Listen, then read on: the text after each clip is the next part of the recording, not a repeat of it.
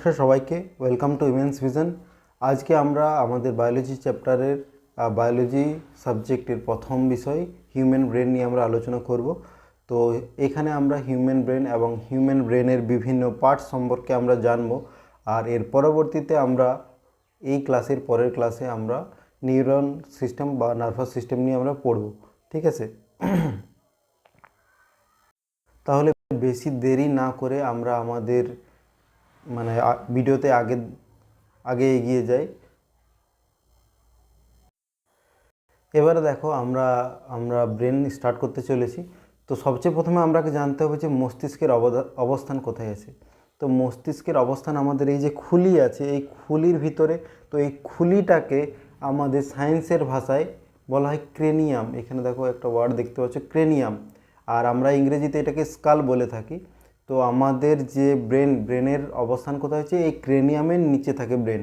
আর ব্রেনের আমাদের ওয়েট কেমন হয়, দেখো ওয়েট ছেলেদের ক্ষেত্রে আলাদা হয়, মেয়েদের ক্ষেত্রে আলাদা হয়, আর বাচ্চাদের ক্ষেত্রে আলাদা হয়। ঠিক আছে, মেয়েদের ক্ষেত্রে মূলত 1350 গ্রাম হয়, আর ছেলেদের ক্ষেত্রে 1450 গ্রামের মতো হয়। তাহলে আমরা গড় একটা ধরে নিই কত, মোটামুটি 1400 গ্রামের মতো ধরে নিই। ঠিক আছে, আর বাচ্চাদের ক্ষেত্রে এই ওজনটা অনেকটা কম হয়, যেটা হচ্ছে 350 থেকে 450 গ্রাম। আর যদি বলা হয় ব্রেনের আয়তন কত হবে, তাহলে সেম ডাটাটাই আমাদের ওখানেও প্রযোজ্য হবে, শুধু এই গ্রামের পরিবর্তে আমাদের সিসি হয়ে যাবে বা সেন্টিমিটার কিউব হয়ে যাবে। ঠিক আছে, 1350 থেকে 1450 সিসি, এটা হয়ে যাবে আমাদের ব্রেনের আয়তন হয়ে যাবে ওখানে। এবার এখানে দেখো আমাদের একটা পয়েন্ট এখানে দেওয়া আছে যে 20 বছরের পরে কি হয়, আমাদের ব্রেনের ক্ষয় হতে শুরু হয়। আমরা কি জানি যে 5 বছর পর্যন্ত আমাদের 90% ব্রেন ডেভেলপ হয়ে যায়। আর এই 5 বছর থেকে 20 বছর পর্যন্ত আমাদের ব্রেনটা ডেভেলপিং, এটার উন্নতি ঘটতে থাকে। কিন্তু 20 বছরের পরে কি হয়, ব্রেনটা ধীরে ধীরে ক্ষয় হয়। কীভাবে ক্ষয় হয়, ছেলেদের ক্ষেত্রে 2.7 গ্রাম করে পার ইয়ার, আর মেয়েদের ক্ষেত্রে 2.2 গ্রাম করে পার ইয়ার আমাদের ক্ষয় হতে থাকে। ঠিক আছে, এবারে দেখো আমাদের ব্রেনের যে শ্রেণী বিভাগ, আমরা কটা ভাগে ব্রেনকে ভাগ করি। তাহলে তোমরা যদি একটু দেখো ধ্যান দিয়ে, তাহলে আমাদের ব্রেনকে মূলত 3টা ভাগে ভাগ করে থাকি। কি ভাগে, প্রথম হচ্ছে অগ্র মস্তিষ্ক, যেটাকে ইংরেজিতে বলা হয় ফোর ব্রেন। আর এটার যে সায়েন্টিফিক টার্মটা সেটা আমাদের এখানে দেওয়া আছে কি, প্রোএনসেফালন। আর তারপরে আমাদের সেকেন্ড যেটা হচ্ছে, যেটাকে মিড ব্রেন বা বাংলায় বলা হয় মধ্য মস্তিষ্ক, যেটার আমাদের সায়েন্টিফিক টার্ম হচ্ছে মেজোনসেফালন। আর সবচেয়ে শেষে আমাদের পশ্চাৎ ব্রেন বা যেটাকে ইংরেজিতে বলা হয় হিন্ড ব্রেন, আর ওটা সায়েন্টিফিক টার্মটা হচ্ছে রোম্বেনসেফালন। ঠিক আছে, এবারে দেখো এই যে ব্রেনগুলো আছে, এই ব্রেনগুলোর মধ্যে আমাদের সবচেয়ে বড় পার্ট কোনটা, সবচেয়ে ছোট পার্ট কোনটা, সেটা আমরা একটু জেনে নিই। সবচেয়ে বড় পার্ট অবভিয়াসলি আমাদের অগ্র মস্তিষ্ক বা ফর ব্রেন যেটা আমরা বলছি। আর দ্বিতীয় নম্বরে আমাদের হিন্ড ব্রেন বা পশ্চাৎ মস্তিষ্ক। আর সবচেয়ে ছোট ব্রেনের সবচেয়ে ছোট পার্ট কী হচ্ছে, সবচেয়ে ছোট পার্ট হচ্ছে মিড ব্রেন। ঠিক আছে, তাহলে মিড ব্রেন আমাদের সবচেয়ে ছোট পার্ট, আর সবচেয়ে বড় পার্ট হচ্ছে অগ্র মস্তিষ্ক। মধ্য মস্তিষ্ক সবচেয়ে ছোট, আর অগ্র মস্তিষ্ক সবচেয়ে বড়। এবারে দেখো যে আমাদের এই যে পার্টগুলো আছে তার মধ্যে মনে রাখবে যে ফর ব্রেন আছে, ফর ব্রেনকে আবার ফার্দার 3টি ভাগে ভাগ করা হয়। আর যে মিড ব্রেন রয়েছে, মিড ব্রেনকে আমাদের 10-এর সিলেবাস, যেহেতু আমরা এখানে আলোচনা করছি, তো 10-এর সিলেবাসে কোনো ভাগ নেই। তোমরা যদি উপরে 11-12-এর সিলেবাসে দেখো তো ওখানে ভাগ রয়েছে, কিন্তু এখানে আমাদের কোনো ভাগ নাই। আর মূলত আমরা এনসিইআরটিকে ফলো করে আমরা চলছি। ঠিক আছে, তাহলে দেখো যে ফর ব্রেন বা আমাদের অগ্র মস্তিষ্কের 3টি ভাগে ভাগ করা হয়েছে। প্রথম হচ্ছে থ্যালামাস, হাইপোথ্যালামাস আর সেরিব্রাম। ঠিক আছে, আর এই দুটাকে থ্যালামাস আর হাইপোথ্যালামাসকে একসাথে কি বলা হয়, ডাইএনসেফালন। ডাই মানে 2, এনসেফালন। আর সেরকমই আমাদের পশ্চাৎ মস্তিষ্ক বা হিন্ড ব্রেনকে 3টি ভাগে ভাগ করা হয়, মেডুলা অবলিঙ্গাটা, সেরিবেলাম, আর একটা হচ্ছে পোন্স ভেরিওলি। এখানে দেখো সেরিব্রাম আর রয়েছে, আর এখানে হচ্ছে সেরিবেলাম, নামের মধ্যে কখনোই মিক্স করে ফেলো না। ঠিক আছে, এবারে দেখো এইখানে দেখো আমাদের একটা একদম সিম্পল ছবি দেওয়া আছে। এটা ব্রেনের অ্যাকচুয়াল স্ট্রাকচার নয়, কিন্তু আমরা একটা সিম্পল স্ট্রাকচারের মাধ্যমে আমরা এখানে ব্রেনের সব অবস্থানগুলো জেনে নেব। কি এখানে দেখো সবচেয়ে যে বড় যে পার্টটা দেখছো এই পার্টটাকে বলা হচ্ছে সেরিব্রাম। ঠিক আছে, সেরিব্রাম কি হচ্ছে অগ্র মস্তিষ্কের পার্ট। আর কি হাইপোথ্যালামাস আর থ্যালামাস, এই পুরোটা হয়ে গেল কি আমার অগ্র মস্তিষ্ক, ফোর ব্রেন। ঠিক আছে, তারপরে দেখো আমাদের এই জায়গাটাতে মিড ব্রেন রয়েছে, মধ্য মস্তিষ্ক রয়েছে, আর বাকি এই যে পার্টটা রয়েছে এই পুরো পার্টটা হচ্ছে কি, এই পুরো পার্টটা হচ্ছে আমাদের পশ্চাৎ মস্তিষ্কের পার্ট। কি কি, সবচেয়ে প্রথমে আসছে পন্স ভেরিওলি, তারপরে কি আসে, তারপরে আসে সেরিবেলাম, আর তারপরে আসছে মেডুলা অবলেঙ্গাটা।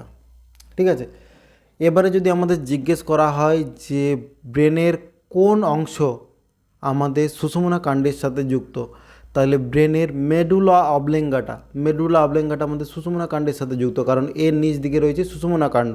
ঠিক আছে, এবারে দেখো আর একটা পার্ট মনে রাখবে কি, যে এই মিড ব্রেন আর পোন্স ভেরিওলি আর মেডুলা অবলেঙ্গাটা এই তিনটাকে একসাথে বলা হয় ব্রেন স্টেম। ঠিক আছে, ব্রেন স্টেম বলা হয়, আর সায়েন্টিফিক টার্ম কিছু এনসেফালিক ট্রাঙ্ক বলা হয় এই তিনটাকে একসাথে। ঠিক আছে, এবারে দেখো সবচেয়ে প্রথমে দেখো মেডুলা অবলেঙ্গাটার আমরা নিচ দিক থেকে শুরু করছি, পশ্চাৎ ব্রেনের অংশ। তো মেডুলা অবলেঙ্গাটার মূল কাজ কি হচ্ছে, ইনভলিউন্টারি মাসল বা ইনভলিউন্টারি যে ফাংশনগুলো আছে, ইনভলিউন্টারি মানে কি অনৈচ্ছিক পেশি যে কাজগুলো করে, মানে যেগুলো আমরা কন্ট্রোল করতে পারি না, সেই কাজগুলো সব দায়িত্ব কার রয়েছে, সেই কাজগুলোর দায়িত্ব রয়েছে মেডুলা অবলেঙ্গাটা। ঠিক আছে, এবারে দেখো অনৈচ্ছিক যে কাজগুলো রয়েছে তার সেইগুলোকেও আমরা দুটো ভাগে ভাগ করি, একটা হচ্ছে ভাইটাল মেকানিজম। ভাইটাল মানে কি, যেগুলো আমাদের শরীরের জন্য খুবই গুরুত্বপূর্ণ, যেগুলো না হলে আমরা কি মানে ডেথ করে যাব, আমরা মরে মরে যাব। ঠিক আছে, আর একটা হচ্ছে এসেসারি ফাংশন, এইগুলা যদি অ্যাবসেন্টও হয়ে যায় তাও আমরা মারা যাব না। ঠিক আছে, এবারে দেখে নাও কিছুগুলো উদাহরণের মাধ্যমে আমরা বুঝিয়ে নিই। দেখো ভলেন্টারি ফাংশনের মধ্যে কী কী হচ্ছে, হার্টবিট হচ্ছে, রেসপিরেশন হচ্ছে, ডাইজেশন হচ্ছে, এক্সক্রিশন হচ্ছে। হার্টবিট মানে হৃদস্পন্দন হচ্ছে, রেসপিরেশন মানে আমাদের কী হচ্ছে শ্বাস প্রশ্বাস হচ্ছে, ডাইজেশন মানে আমাদের খাবার হজম, এক্সক্রিশন মানে খাবার বহিষ্করণ মানে যেটা বার করে দিই আমাদের। আর নেক্সট কী হচ্ছে ব্লাড সার্কুলেশন বা বিপি যেটা আমরা বলছি। উল্টা দিকে আমরা যদি ইনভলেন্টারি ফাংশন মানে যেগুলো আমাদের বেঁচে থাকার জন্য ইম্পর্ট্যান্ট নয়, সেগুলো হচ্ছে কফ, ইয়োয়িং, তারপরে হচ্ছে চুল বাড়া, স্নিজিং মানে আচ্ছি, ইকাপ মানে যেটা ওই হিঁচকি ওঠে, ব্লিঙ্ক অফ আই মানে চোখ মিটমিট করা, স্নোরিং মানে নাক ডাকা।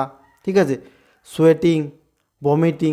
ঠিক আছে, এইগুলা কি আমাদের না হলেও আমরা মারা যাব না, ওই জন্য এগুলো হচ্ছে ইনভলেন্টারি ফাংশনের মানে কি বলে এটাকে, ভাইটাল নয়।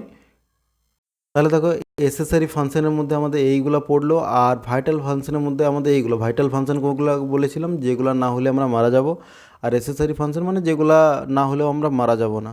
ঠিক আছে, তাহলে মূলত আমরা কি বুঝলাম, মেডুলা অবলেঙ্গাটার দায়িত্ব কী হচ্ছে, মানে আমাদের ব্লাড সার্কুলেশন, রেসপিরেশন, বিপি, এগুলো কে কন্ট্রোল করে, মেডুলা অবলেঙ্গাটা বা অনুচ্ছিক পেশি আমাদের মূলত এই পোর্শনে আমাদের রয়েছে মেডুলা অবলেঙ্গাটা। নেক্সট দেখো সেরিবেলাম শব্দটা কি, একটা ল্যাটিন ওয়ার্ড বটে, যার অর্থ আমরা লিটল ব্রেন বলি, আর এটাকে কি বলা হয়, ট্রি অফ লাইফ বলা হয়। ঠিক আছে, আর এই অংশটা কি ব্রেন স্টেমের পার্ট বটে কি, না নয়। আমরা কি জানি যে ব্রেন স্টেমের পার্ট কী কী ছিল, মিড ব্রেন ছিল, পন্স ভেরিওলি ছিল, আর মেডুলা অবলেঙ্গাটা ছিল। সেরিবেলাম কিন্তু আমাদের ব্রেন স্টেমের পার্ট নয়, বারবার বলছি, এটা মাথার মধ্যে রাখবে। ঠিক আছে, এর কাজ কি, কি হচ্ছে, যে মাসল মোশন মানে আমাদের চলাফেরা, আর বডি যে পোশ্চার রয়েছে এটাকে কন্ট্রোল করে কে, এটাকে কন্ট্রোল করে আমাদের সেরিবেলাম। আর আগেরটাই আমরা মেডুলা অবলেঙ্গাটার ক্ষেত্রে আমরা জেনেছি কি, যত ইনভলেন্টারি মাসল মানে যত অনুচ্ছিক পেশির কাজ সব মেডুলা অবলেঙ্গাটা করে। এবারে দেখো সব যে ভলেন্টারি মাসল বা ঐচ্ছিক পেশি মানে যেগুলোকে আমরা কন্ট্রোল করতে পারি নিজের ইসে, দেখো যেমন এই যে পেশিগুলো আমরা কন্ট্রোল করতে পারছি, এই হাতের পেশিগুলো আমরা কন্ট্রোল করতে পারছি, তো এই মানে পেশিগুলোকে কে কন্ট্রোল করে, এইগুলোকে কন্ট্রোল করে সেরিব্লাম মানে আমাদের চলাফেরা করা থেকে শুরু করে সব, বডি ব্যালেন্স।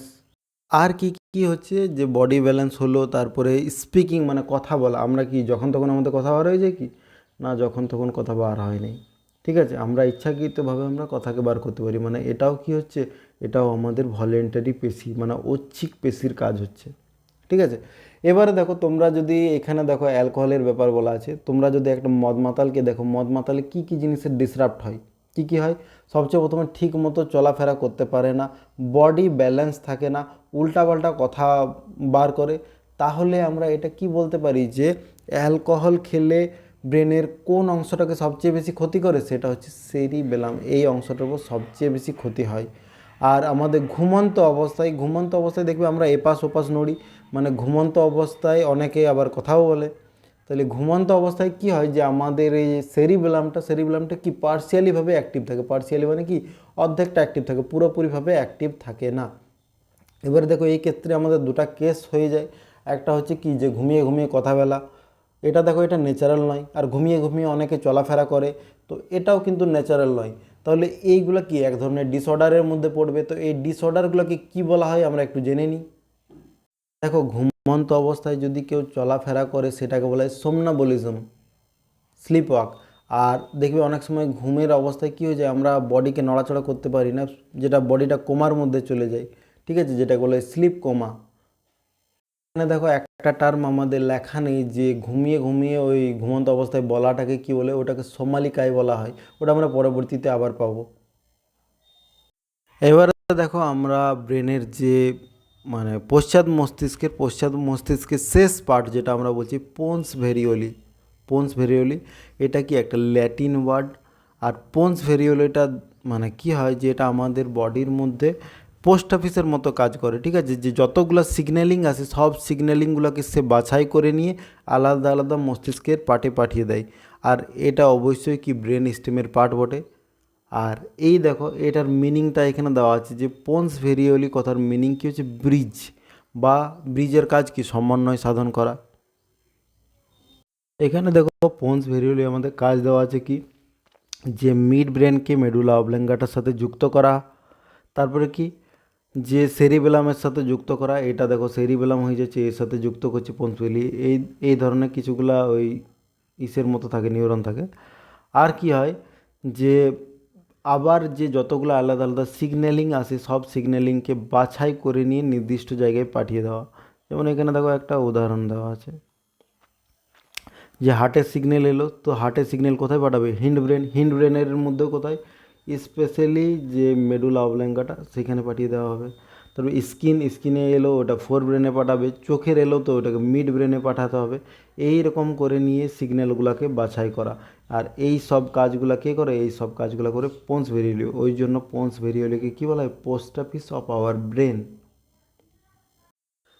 নেক্সট দেখো মিড ব্রেনকে আমাদের সিক্সথ সেন্স বলা হয়। আমরা অনেক সময় কিছু বলি নেই যে আমার সেন্স করছিল যে এটা হতে পারে বা এই ধরনের কিছু। তাহলে দেখো মিড ব্রেনকে বলা হয় সিক্সথ সেন্স। আর এটাও আমাদের কি ব্রেন স্টেমের পার্ট বটে। এর কাজ কি, আমাদের পাঁচটা জ্ঞানেন্দ্রিয় আছে, যেটা চক্ষু, কর্ণ, নাসিকা, জিহ্বা আর ত্বক যেটা বলছি আমরা। তো তার মধ্যে প্রথম দুটা যেটা কি বললাম, চক্ষু আর কর্ণ, এই দুটার যে কাজগুলো আছে এই কাজগুলোকে কেই করে, কন্ট্রোল করে। এই কাজগুলোকে কন্ট্রোল করে মিড ব্রেন, মানে অর্থাৎ চক্ষুর কাজ কি দেখা, মানে ভিশনের কাজ, আর কানের কাজ কি শোনা, মানে অডিটারি ফাংশন। এই দুটো ফাংশনকে কে নিয়ন্ত্রণ করে, মিড ব্রেন নিয়ন্ত্রণ করে। তাহলে দেখো আমাদের মিড ব্রেনের কাজ মোটামুটি আমাদের কমপ্লিট হয়ে গেল। এবারে আমাদের বেঁচে থাকলো কি, আমাদের হিন্ড ব্রেনের সব পার্টগুলো করলাম, মিড ব্রেনে আমরা করলাম। এবারে আমাদের অংশ থাকছে ফোর ব্রেন বা অগ্রমস্তিষ্কের সবচেয়ে যে বড় পার্ট হয় সেটা বলে সেরিব্রাম। এবার দেখো অগ্রমস্তিষ্ক কী হচ্ছে, আমাদের ব্রেনের সব পার্টগুলোর মধ্যে সবচেয়ে বড়, আর এর মধ্যেও সবচেয়ে বড় অংশ হচ্ছে সেরিব্রাম। ঠিক আছে, একে কি হায়ার ব্রেনও বলা হয়। আর এর এক সেকেন্ড, এবারে দেখো আমরা কি জানি যে আমাদের অগ্র মস্তিষ্কের তিনটা অংশ আছে। কি কি অংশ আছে, সেরিব্রাম আছে, থ্যালামাস আছে আর হাইপোথ্যালামাস আছে। তো আমরা সবচেয়ে প্রথমে থ্যালামাস দিয়ে আমরা স্টার্ট করব, বা থ্যালামাসের কাজগুলো আমরা জেনে নেব। তো দেখো আমরা মিড ব্রেনের দুটা কাজ আমরা পড়লাম কি, চক্ষু আর কর্ণের কাজ ছিল, চক্ষু আর কর্ণের কাজ নিয়ন্ত্রণ করে মিড ব্রেন। বাকি যে তিনটা সেন্স অর্গান রয়েছে যেমন নাসিকা, জিহ্বা আর ত্বক, এই জিনিসগুলোর কাজ এগুলোকে কে নিয়ন্ত্রণ করে, এগুলোর কাজ নিয়ন্ত্রণ করে থ্যালামাস। কি কি কাজ, নাকের কাজ কী হচ্ছে, স্মেল নেওয়া। ঠিক আছে, দেখো স্মেল নেওয়া, নিঃশ্বাস নেওয়া নয়, নিঃশ্বাস নেওয়া যদি হতো তাহলে সেটা আমাদের মেডুলা অবলেঙ্গাটার কাজ হয়ে যেত। স্মেল নেওয়া, স্মেলটাকে ডিটেক্ট করা, এটার কাজ হচ্ছে থ্যালামাস। জিভের কাজ কী হচ্ছে, জিভের কাজ হচ্ছে টেস্ট, আর স্কিনের কাজ হচ্ছে টাচ, ইচিং। তার হচ্ছে এক্সটার্নাল টেম্পারেচার। এক্সটার্নাল টেম্পারেচার মানে আমাদের বাইরে যদি কোনো একটা ধরে নাও গরম জিনিস আছে, আমরা যদি ছুঁই তো গরম লাগবে, তো সেই জিনিসটাকে কন্ট্রোল কে করে, থ্যালামাস। এখানে বাইরের এক্সটার্নাল টেম্পারেচারকে নিয়ন্ত্রণ করে, ইন্টারনাল নয়। ইন্টারনাল আমরা পরবর্তীতে পাবো হাইপোথ্যালামাসে, ঠিক আছে। আরেকটা জিনিস মনে রাখবে যে আমাদের মধ্যে যে অ্যালার্টনেস থাকে, হঠাৎ কোনো শব্দ হলে আমরা জেগে যাই, ঘুম থেকে ভেঙে যাই, তো সেই অ্যালার্টনেস জিনিসটা আমাদের থ্যালামাসের জন্যই কাজ করে। তো এই অ্যালার্টনেসটা পার্সিয়ালি মানে ভাবে কেমন ধরনের, মানে থ্যালামাসটা অর্ধেকটা সক্রিয় থাকে ঘুমন্ত অবস্থায়, অর্ধেকটার থেকেও কম। দেখবে কোথাও যদি ঘুমন্ত অবস্থায় আগুন লেগে যায়, তো আগুন লেগে গেলে আমরা গন্ধ পাই না অত ভালোভাবে, কিন্তু গন্ধ দেওয়ার কাজ কার ছিল, থ্যালামাসের। কিন্তু থ্যালামাস যেহেতু আমাদের পার্সিয়ালিভাবে অ্যাক্টিভ আছে, সম্পূর্ণ অ্যাক্টিভ নেই, ওই জন্য কি আমরা সম্পূর্ণভাবে গন্ধটা পেয়ে থাকি না, ঠিক আছে। এবার দেখো আমাদের হাইপোথ্যালামাস। হাইপোথ্যালামাস আমরা যখন মানে গ্রন্থিগুলো সম্বন্ধে পড়বো, যে অন্তঃক্ষরা গ্রন্থিগুলো সম্বন্ধে যখন পড়বো, তখন আমরা এটা পাবো, হরমোন চ্যাপ্টারে এটা পাবো। তো এটা ব্রেনেরও যেহেতু অংশ, তাহলে ব্রেনেও আমরাকে এটা সম্বন্ধে পড়তে হবে। তো দেখো হাইপোথ্যালামাসকে কী বলা হয়, মাস্টার অফ মাস্টার গ্ল্যান্ড বলা হয় বা সুপার মাস্টার বলা হয়। হাইপোথ্যালামাসের প্রথম যে কাজটা হচ্ছে আমাদের ফিলিংসকে কন্ট্রোল করা। এবারে তোমরা বলবে আচ্ছা ফিলিংসটা কি, ফিলিংস কি আর ইমোশন কি, দুটো আলাদা জিনিস। ফিলিংস হচ্ছে যেটা আমরা ফিল করতে পারি, আর ইমোশন মানে হচ্ছে সেকেন্ডারি, এটা ফাংশন হচ্ছে সেকেন্ডারি। কেমন ধরনের ফিল মানে কি, যেমন ধরে নাও আমার খিদা লাগলো, মানে খিদা লাগলো, এবার আমার সেটাকে আমি ফিল করতে পারছি, এটা হচ্ছে ফিলিংস, খিদা লাগা। এবারে খিদা লাগলো, আমার কাছে টাকা পয়সা নেই, আমি কোনো কিছু কিনে খেতে পারছি না, আমার মনটা হয়ে গেলো স্যাড। এটা স্যাড হয়ে যাওয়াটা হচ্ছে কি ইমোশন, এটা হচ্ছে সেকেন্ডারি ফাংশন। আবার যখন আমি কি কোনো কিছু দেখলাম যে কোনো জায়গায় ভান্ডারা লাগছে, দেখলাম দেখাটা, সেটা হচ্ছে আমাদের কি, দেখে নিয়ে দেখলাম, ওটা হয়ে যাচ্ছে আমাদের কি ফিলিংসের মধ্যে পড়ছে। এবার দেখে নিয়ে আমার মনটা খুশি হয়ে গেল, তাহলে এটা হয়ে গেলো সেকেন্ডারি ফাংশন, এটা হয়ে গেলো ইমোশন, ঠিক আছে। তাহলে আমাদের প্রাইমারি ফাংশন ফিলিংসকে কন্ট্রোল করছে কে, ফিলিংসকে কন্ট্রোল করে হাইপোথ্যালামাস, ঠিক আছে।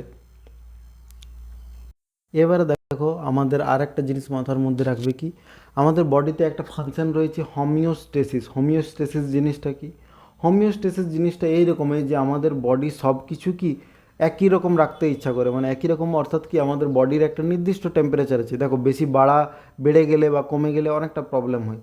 যে প্রাণীগুলা রক্ত ঠান্ডা বা যে প্রাণীগুলা মানে পরিবেশের সাথে টেম্পারেচারকে নিজের মানে অ্যালাইন রাখে, তাদের ক্ষেত্রে প্রবলেম কী হয় যে শীতকালে ওরাকে শীত ঘুম নিতে হয়। আমাদের বডি কিন্তু সেটা না, আমাদের বডি কী করে নিজের টেম্পারেচার একদম সঠিক রাখে, ওটাকে চেঞ্জ হতে দেয় না। বাইরের টেম্পারেচার যতই বাড়ুক কমুক আমাদের এক মানে সেমই থাকে। তো আমাদের বডির টেম্পারেচার কত থাকে, যে 98.6 বা 36.9, যেটাকে আমরা অ্যাপ্রক্সিমেটলি 37 বলে থাকি, ঠিক আছে। আর কি কি হচ্ছে, যেমন বিপি, দেখো বিপি হচ্ছে 120/80, ব্লাড সুগার হয় আমাদের 120 হয়। তো এই জিনিসগুলো কি আমাদের বডি চেঞ্জ করতে খোঁজে না, এই ঘটনাকে বলা হয় হোমিওস্টেসিস। মানে আমাদের বডি সেম জিনিসকে সেম ধরনের রাখার চেষ্টা করে, সেটাকে বলে হোমিওস্টেসিস, বাড়া কমা হতে দেয় না। তাহলে দেখো যদি আমাদের জ্বর চলে এলো, তাহলে জ্বর হয়ে গেলে কি আমাদের টেম্পারেচার, বডি টেম্পারেচার বেড়ে যায়, তাহলে ব্রেনের কোন অংশকে অ্যাফেক্ট করে, ব্রেনের হাইপোথ্যালামাসকে অ্যাফেক্ট করে, ঠিক আছে। এবারে দেখো আর একটা ফাংশন, দেখো আমাদের যে সেক্সুয়াল ডিজায়ার, যেটাকে ইংরেজিতে বলা হয় লেবিডো, লেবিডোটাকে কে কন্ট্রোল করে, লেবিডোকে কন্ট্রোল করে হাইপোথ্যালামাস। এবারে দেখো আমরা আমাদের অগ্র মস্তিষ্কে যে গুরু মস্তিষ্ক যেটা বলে, অগ্র মস্তিষ্কের যে গুরু মস্তিষ্ক, যেটাকে আমরা ইংরেজিতে বলি সেরিব্রাম, সেরিব্রাম পার্টে চলে এলাম। তো সেরিব্রামটা আমাদের একটু তুলনামূলক মানে ভালোভাবে আমরাকে পড়তে হবে। তো দেখো সেরিব্রামের কাজ কি কি হচ্ছে, ইন্টেলিজেন্স, মেমোরি, ইমোশন, একটু আগে আমরা পড়লাম ফিলিং আর ইমোশন। তো ইমোশনটাকে কন্ট্রোল করে কে, সেরিব্রাম, আর ফিলিংসটাকে কন্ট্রোল করছিল কি, হাইপোথ্যালামাস। এবারে আমাদের মধ্যে অনেক সময় অনেক ধরনের দ্বন্দ্ব রয়েছে। কেমন দ্বন্দ্ব রয়েছে, যে ছেলেদের মধ্যে বলে যে ছেলেরা মানে ইন্টেলিজেন্ট, মেয়েদের মধ্যে মেয়েরা ইন্টেলিজেন্ট, তাহলে অ্যাকচুয়ালি ইন্টেলিজেন্ট কারা বেশি? তো এইখানেই আমাদের অ্যান্সার আছে। এখানে অ্যান্সার কী আছে, যে মেয়েদের ক্ষেত্রে সেরিব্রাম 0.2% বেশি অ্যাক্টিভ হয়। অর্থাৎ কি? অর্থাৎ এটাই যে মেয়েরা তাড়াতাড়িভাবে জিনিসগুলোকে মানে ঠিক মতো ওদের ইন্টেলিজেন্সটা একটু বেশি হয়, সহজ কথায় এটা বলা যায়। কিন্তু যদি একাগ্রতার কথা বলা হয়, একাগ্রতা ছেলেদের ক্ষেত্রে বেশি হয়। আর ওটা মানে বিভিন্ন কারণের জন্য এটা ডেভেলপ হয়েছে। প্রাচীনকালে কী করতো, যে ছেলেরা শিকার করতে যেত, তো শিকার করার জন্য অনেক বেশি একাগ্রতা দরকার। আর বিভিন্ন কাজ একসাথে করার জন্য তোমার ইন্টেলিজেন্স মানে মাল্টিটাস্কিং বেশি দরকার, যেটা মেয়েদের মধ্যে বেশি হয়। দেখো আমরা এখানে একটা গোল মানে একটা ছবি বানিয়েছি, ঠিক আছে, সহজ সরলভাবে আমরা একটা ছবি বানিয়েছি, যেটার মাধ্যমে আমরা সেরিব্রামের বিভিন্ন অংশগুলোকে আমরা আলাদা আলাদা ভাগ করেছি। সবচেয়ে প্রথমে কী হচ্ছে, সেরিব্রাম, এটা পুরোটা হচ্ছে সেরিব্রাম। সেরিব্রামকে দুটা ভাগে ভাগ করলাম, কি কি? একটা হচ্ছে সেরিব্রাল কর্টেক্স আর একটা হচ্ছে হিপ্পোক্যাম্পাস। হিপ্পোক্যাম্পাস কী জিনিস? হিপ্পোক্যাম্পাস হচ্ছে আমাদের মেমোরি কার্ড বা যেটা হার্ড ডিস্ক বলতে পারো, এখানে আমাদের সব মেমোরি স্টোরেজ হয়ে থাকে। আর যে সেরিব্রাল কর্টেক্স আছে সেটাকেও আমরা চারটা ভাগে ভাগ করলাম, কি? Frontal lobe, parietal lobe, occipital lobe আর টেম্পোরাল লোব। এবারে এইগুলার যে বিভিন্ন কাজ আছে সেগুলো আমরা পরবর্তীতে আমরা দেখছি, ঠিক আছে।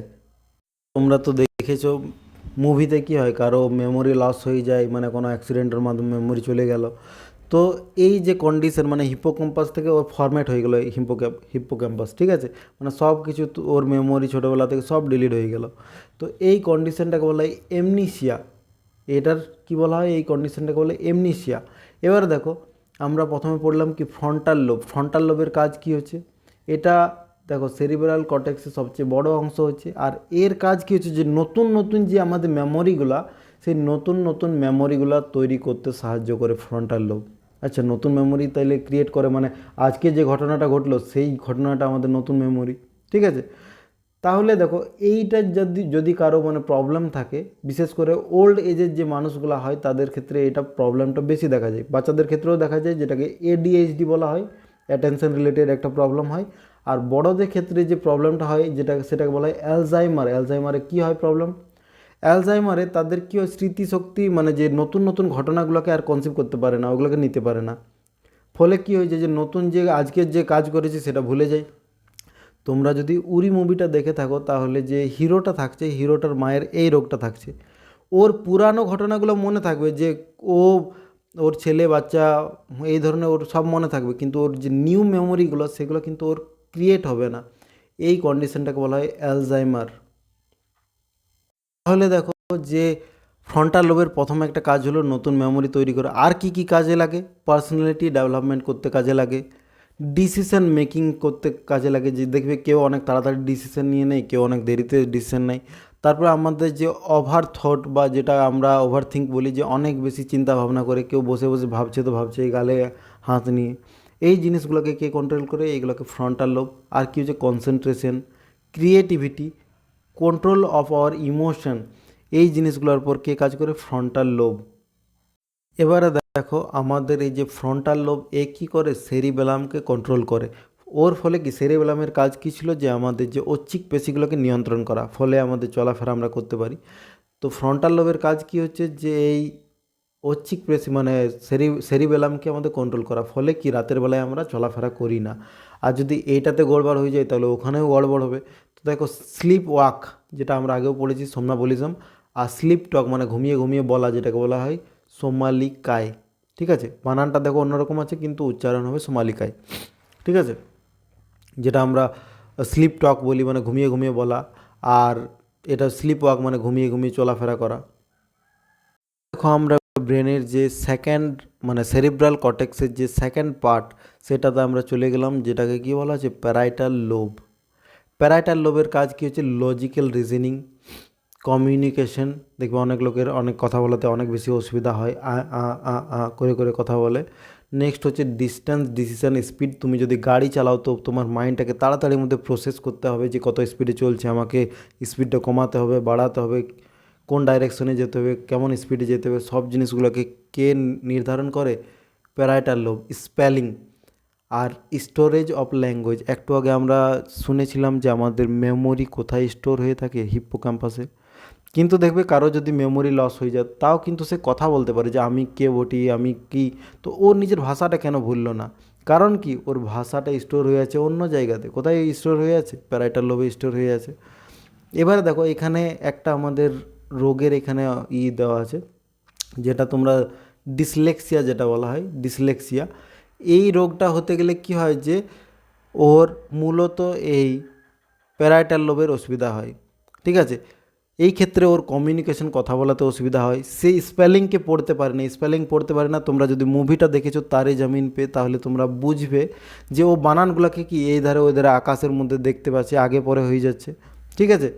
তো ওর কি অসুবিধা ছিল? তার ডিসলেক্সিয়ার অসুবিধা ছিল। সেই স্পিডে কোনো কাজ করতে পারতো না, ডিসিশন মেকিংয়ের মানে ডিস্টেন্স ডাইরেকশনের ক্ষেত্রে ওর প্রবলেম হতো, আর কমিউনিকেশনের ক্ষেত্রে প্রবলেম হতো। অঙ্ক বা রিজনিং এইগুলো করার ক্ষেত্রে আমাদের প্যারাইটাল লোবকে হেলদি থাকতে হবে, ঠিক আছে। আর এবার দেখো আমাদের সেরিব্রাল কর্টেক্সের বাকি যে দুটো পার্ট হচ্ছে টেম্পোরাল লোব আর একটা হচ্ছে অক্সিপিটাল লোব। টেম্পোরাল লোবের কাজ কিছু সাবকনশাস অডিটারি ফাংশন, মানে আমরা যে স্বপ্ন দেখতে দেখতে স্বপ্নের মধ্যেও আমরা দেখি যে কথা বলি, তো সাবকনশাস মাইন্ডে যে কথা বলাটা সেটা হচ্ছে কে কন্ট্রোল করে? Temporal lobe. আর সাবকনশাস মাইন্ডে আমাদের যে ভিজুয়াল যে ফাংশনগুলো হয়, ড্রিমিং, মানে আমরা যে স্বপ্নের মাধ্যমে চোখ না ইউজ করে, দেখো চোখ আমাদের কোথায়? মিড ব্রেন কন্ট্রোল করে, কিন্তু আমাদের যে চোখ বন্ধ করে যে আমরা যে স্বপ্নটা দেখছি সেটাও তো আমরা দেখি। সেই ক্ষেত্রে আমাদের অক্সিপিটাল লোব আমাদের কাজ করে। বলো যে আমাদের যে ড্রিম ফরমেশন হয়, ড্রিম ফরমেশনের ক্ষেত্রে আমাদের ব্রেনের কোন অংশ কাজে লাগে? এবারে দেখো তোমাদের মাথায় আসবে, আচ্ছা তাহলে তো এখানে তো আমাদের বলাই আছে যে টেম্পোরাল লোব আমাদের শুনতে সাহায্য করে, অক্সিপিটাল লোব কী করে? আমাদের দেখতে সাহায্য করে। এই দুটাই হবে। কিন্তু সাথে সাথে দেখো আমরা যখন স্বপ্নের মধ্যে কি আমি তামিল বলতে শুরু করে দিই? তামিল তো বলি না, নিজের ল্যাঙ্গুয়েজে কথা বলি। তো ল্যাঙ্গুয়েজ কোথায় সেভ আছে? ল্যাঙ্গুয়েজ সেভ আছে প্যারাইটাল লোবে, ঠিক আছে। সেরকমই দেখবে অনেক সময় আমাদের মনে হয় যে পড়ে পড়ে যাচ্ছি, ঠিক আছে। এই জিনিসগুলো স্পিড ওইগুলো কন্ট্রোল করে কে? Parietal lobe. আর কোনো কিছু ডিসিশন আমরা নিই, স্বপ্নের মধ্যেও আমরা অনেক কিছু ডিসিশন নিই, তো সেগুলো কন্ট্রোল করে কে? আমাদের ফ্রন্টাল লোব, ঠিক আছে। তাহলে মেন মুদ্রা কথা কী হচ্ছে যে আমাদের ব্রেনের স্বপ্ন দেখার জন্য সব সব যে পার্টগুলো আছে ব্রেনের, সব পার্টগুলাই দায়ী হয়, ঠিক আছে। আর আমাদের মিনিমাম অ্যাটলিস্ট ডিপ স্লিপ কত ঘন্টা দরকার? আমাদের ডিপ স্লিপ অন্তত 3 ঘন্টা দরকারই আমাদের প্রত্যেক দিন, যাতে আমাদের ব্রেন ঠিকমতো ফাংশন করে। এই 3 ঘন্টা যদি কম হয়ে যায় তাহলে আমাদের মানে ব্রেনের প্রবলেম দেখা দেবে। দেখো নর্মাল একটা হেলদি মানে যে স্লিপ আছে সেটা হয় 6 ঘন্টার, কিন্তু আমাদের ডিপ স্লিপ, তার মধ্যেও ডিপ স্লিপ দরকার ক ঘন্টার? আমাদের ডিপ স্লিপ দরকার 3 ঘন্টার। এবারে দেখো আমাদের যে ব্রেন রয়েছে, ব্রেন নিয়ে আমরা মোটামুটি পড়লাম, ব্রেনের বিভিন্ন ফাংশন, বিভিন্ন অংশ নিয়ে আমরা পড়লাম। তাহলে দেখো ব্রেনের যে আমাদের ক্রেনিয়ামের মধ্যে ব্রেন থাকে, কিন্তু ব্রেন আর যে আছে ক্রেনিয়াম, তার মাঝে একটা আমাদের লেয়ার থাকে, ত্রিস্তরী লেয়ার। সেই ত্রিস্তরী লেয়ারকে কী বলে? মেনিনজেস বলা হয়। একটা জিনিস সবসময় মনে রাখবে যে ব্রেনের মধ্যে কোনো শিরা উপশিরা যায় না। তাহলে ব্রেনের মধ্যে খাবার পৌঁছায় কীভাবে? এই মেনিনজেসের মাধ্যমে। মেনিনজেস পর্যন্ত শিরা উপশিরা পৌঁছায়, আর মানে শিরা ধমনী সব কিছুই পৌঁছায়। তাহলে কি আমাদের অক্সিজেন, খাবার সব কিছু কি মেনিনজেস দ্বারা আমাদের ব্রেনে সাপ্লাই হয়। তো মেনিনজেসের 3টা লেয়ার আছে। 3টা লেয়ারের কী কী নাম? ডিউরামিটার, আর্কানোমিটার আর পায়ামিটার। দেখো 3টা আমরা লেয়ার এখানে করে দিয়েছি, ঠিক আছে। দেখো মেনিনজেসের আমাদের ওই কাজগুলোই লেখা আছে, যে প্রথম কাজ কী হচ্ছে? ব্রেনের প্রোটেকশন প্রোভাইড করছে, প্লাস ব্লাড ভেসেলসের মাধ্যমে খাবার, অক্সিজেন প্রোভাইড করে দিয়েছে, নিউট্রিশন। আর কি থাকে? ব্রেনের দেখবে অনেক খাঁজ থাকে, সেই খাঁজের মধ্যে একটা লিকুইড থাকে যেটাকে বলে সিএসএফ বা সেরিব্রো স্পাইনাল ফ্লুইড। এটা কি করে? যে ব্রেনকে ঘর্ষণ থেকে রক্ষা করে। ঘর্ষণ থেকে অর্থাৎ কীভাবে? যে আমাদের কোথাও লাগলো বা আমরা মাথা যে নড়াচড়া করছি, তো ব্রেনের মধ্যে তো মানে সোয়েলিং হচ্ছে, মানে এধারে ওদের নড়াচড়া হচ্ছে, তো সেইখানে যাতে না কোনো ইনজুরি হয়ে যায় তার জন্য এই লিকুইডটা আমাদের হেল্প করে, ঠিক আছে। এই লিকুইডটার নামটা মনে রাখবে, অনেক বেশি আমাদের এক্সামে আসে, সেরিব্রো স্পাইনাল ফ্লুইড। কারো যদি ক্যান্সার হয়েছে তো এই সিএসএফ বা সেরিব্রো স্পাইনাল ফ্লুইডটা শুধুমাত্র আমাদের ব্রেনেই নয়, আমাদের যে নিউরন আছে, মানে আমাদের যে মেরুদণ্ড আছে, মেরুদণ্ডতেও এই ফ্লুইডটা থাকে। তো ব্রেনের মধ্যে কারো যদি ব্রেন ক্যান্সার হয় তাহলে তার ক্ষেত্রে কি করা হয়? আমাদের মাথা কি মানে করে নিয়ে টেস্ট করবে? মাথা সুই ভুড়ে তো টেস্ট করবে না। তখন কি করা হয়, স্যাম্পেল নেওয়া হয় সিএসএফের। কোথা থেকে নেওয়া হয়, আমাদের এই মেরুদণ্ড থেকে ওখান থেকে ইনজেক্টের মাধ্যমে মানে সিরাম বার করে নিয়ে সিএসএফটাকে টেস্ট করে নিয়ে বোঝা যায় যে ব্রেন ক্যান্সার হয়েছে কি নাই। এবার দেখো আমরা ফাইনালি একটা ব্রেনের অ্যাকচুয়াল যে ছবি সেটা আমরা এখানে দিয়ে দিলাম। তাহলে দেখো এটা হচ্ছে থ্যালামাস, এটা থ্যালামাসের কাছে থাকবে হাইপোথ্যালামাস। এই পুরো অংশটা কি হবে, এই পুরো অংশটা হবে সেরিব্রাম। এবারে তার মধ্যে দেখো এখানে আছে হিপ্পোক্যাম্পাস এখানে রয়েছে, এই জায়গাতে রয়েছে হিপ্পোক্যাম্পাস আমাদের মেমোরিকেই করে। পিটুটারি গ্ল্যান্ড এখানে আমাদের কোনো কাজের নেই, আমরা যেহেতু ব্রেনের অংশ পড়ছি। মিড ব্রেন, এই অংশটাকে মিড ব্রেন বলা হচ্ছে। নিচের এই অংশটা দেখো, এই পুরোটাকে বলা হচ্ছে ব্রেন স্টেমের কী কী পার্ট আছে, এই পুরোটা হচ্ছে পশ্চাৎ মস্তিষ্কের পার্ট। তো পশ্চাৎ মস্তিষ্কের মধ্যে এটা সেরিব্লাম, এটা হচ্ছে মিড ব্রেন, আর এটা হচ্ছে মেডুলা অবলাঙ্গাটা, আর এটা হচ্ছে পোন্স ভেরিওলি। ঠিক আছে, তো তার মধ্যে ব্রেন স্টেম মানে এই সুতার কী কী অংশ হচ্ছে, মিড ব্রেন হচ্ছে, পোন্স ভেরিওল হচ্ছে, আর মেডুলা অবলাঙ্গাটা হচ্ছে। নিচ দিকে আমাদের স্পাইনাল কর্ড বা মেরুদণ্ডের অংশ এখানে চলে যাচ্ছে। এবার দেখো এটার মধ্যে আমাদের সেরিব্রাল কর্টেক্স, এটা হচ্ছে সেরিব্রাল কর্টেক্স, যেটার আমরা 4টা ভাগ পড়েছিলাম, frontal lobe, parietal lobe, occipital lobe আর টেম্পোরাল লোব। ঠিক আছে, তাহলে এইগুলো হয়ে গেল আমাদের অংশগুলো, সব অংশ নিয়ে আমরা মোটামুটি পড়লাম। আর আশা করি তোমাদের ভিডিওটা অনেক বেশি ভালো লেগেছে। এইখান থেকে তোমরা নোটও বানাতে পারবে, নিজের বন্ধুবান্ধবদের মধ্যে ভিডিওটাকে অনেক বেশি পরিমাণে শেয়ার করে দাও। ঠিক আছে, আজকের জন্য এতটাই। চ্যানেলটা না সাবস্ক্রাইব করে থাকলে অবশ্যই সাবস্ক্রাইব করে নেবে।